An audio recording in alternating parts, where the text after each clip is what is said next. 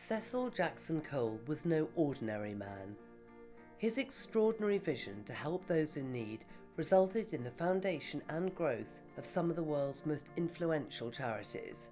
He's been described as the Bob Geldof of his generation because he pioneered the combination of business and charity, insisting charities be run like businesses and running businesses primarily to fund those charities. Given that we live in an age of information, it seems astonishing that Jackson Cole's pivotal role in establishing such global entities has faded into obscurity. Perhaps it was Jackson Cole's selfless focus on the cause that let his own central role slip from history.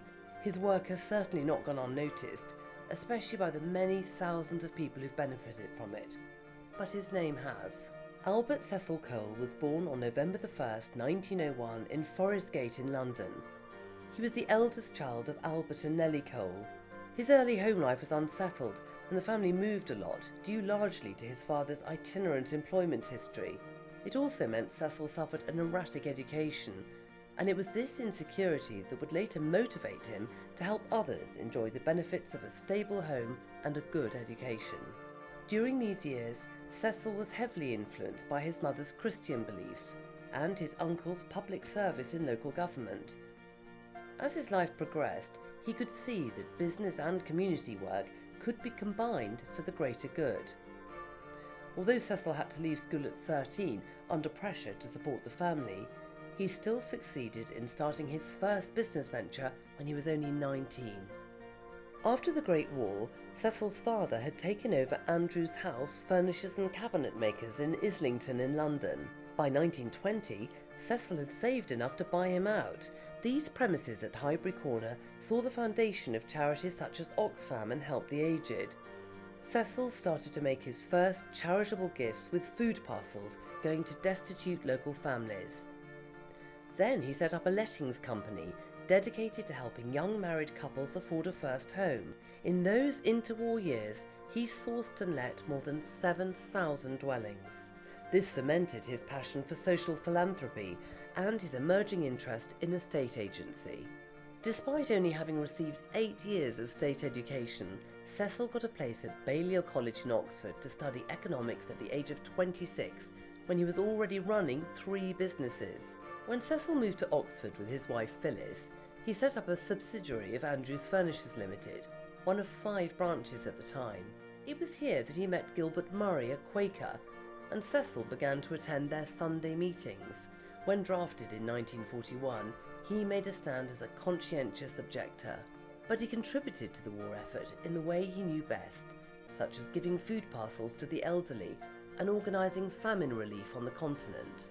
With the war decimating Greece, the ensuing crisis was discussed at the newly formed Oxford Committee for Famine Relief. Cecil took on the role of organising the committee to ensure its survival, and many people will be eternally grateful he did, as this project evolved into Oxfam. Within a year, in 1943, the committee was formally registered as a charity under the War Charities Act. Cecil convinced the committee that advertising and gift shops would attract support and donations from across the country. This was an initiative he funded through profits from his own business ventures, and it proved to be money well spent. Cecil used publicity and funded advertising to ensure a public response. The use of shock and provocation with moving depictions of disease and suffering is commonplace today, but this was a new and unorthodox approach back then. It caused ripples of disapproval in some circles, but he rode the storm and it worked. Oxfam went on to become a charity with a turnover of £680 million and a household name. But few know it emerged from Jackson Cole's heart and mind. After the war ended, Cecil wanted to pursue an idea he'd had for a mortgage business. Working with his trusted managers Raymond Andrews and Leslie Swain, the business started to move away from furnishings towards selling homes and arranging mortgages. Cecil's upbringing, business life and philanthropy combined to form a persuasive ideology. He believed more strongly than ever that people needed the security of their own home. He also saw that access to education was transformative. Thirdly and critically, the voluntary sector needed to utilise sound commercial practices if it were to achieve its aim in housing and education.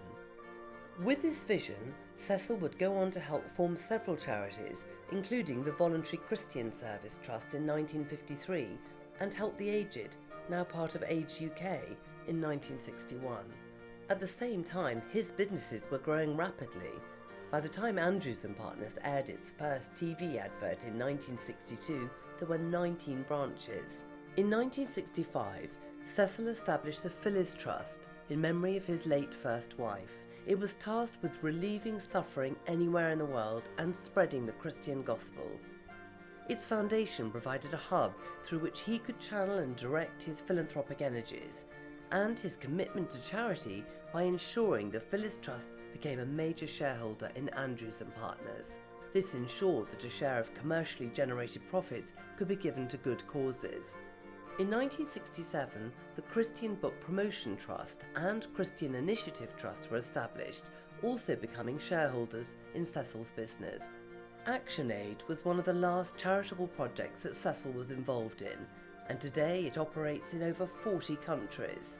In 1973, Cecil married Theo Handley in India. The integration of business and charity was mostly Cecil Jackson Cole's innovation. Of course, there were the Fry, Cadbury and Rowntree families around, but their charitable concerns were mainly concerned with the welfare of their own workforces. Jackson Cole's influence was far-reaching, helping many thousands of the most vulnerable both at home and abroad. Perhaps his greatest contribution was the democratisation of philanthropy, which is often associated with the super wealthy. Jackson Cole was certainly one of the first to recognise that donating skills, time and experience, together with funds, achieved a great impact. From his own businesses, he drew knowledge, skills, expertise and profit, and combined these with trusted people who were willing to help him make a difference.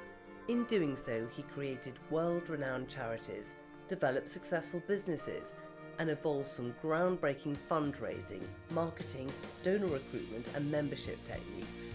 Above all, he believed that for a charity to be successful, it had to be run like a business. The fact that Oxfam, Help the Aged and ActionAid are the phenomena they are today is a testament to this. Jackson Cole's vision and legacy endure in his 3 charitable trusts that together own the Andrews Property Group. He worked very hard to keep both his charities and businesses going, never becoming complacent or losing heart, which was reflected in his final words. So much more to do. Cecil Jackson Cole was an extraordinary philanthropist, but he kept no place in history for himself, and so the great man behind these achievements was all but forgotten by the world. Here we have an opportunity for some of us to give back to his memory and reverse that final act of selflessness. So much more to do.